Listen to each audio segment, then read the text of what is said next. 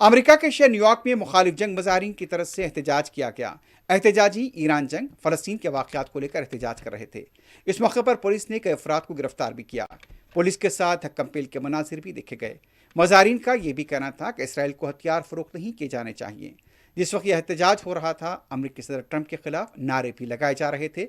मुजाहिरीन का यह कहना था कि अमेरिका को इसराइल की तायद नहीं करनी चाहिए और उसे हथियार फराहम नहीं किए जाने चाहिए।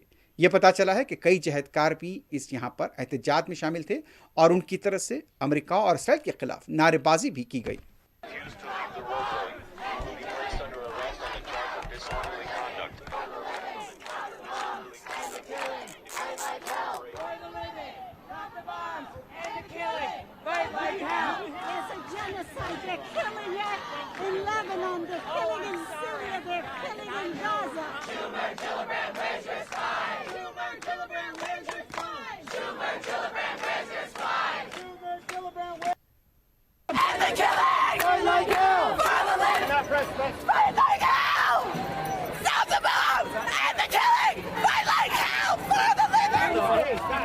Excuse me.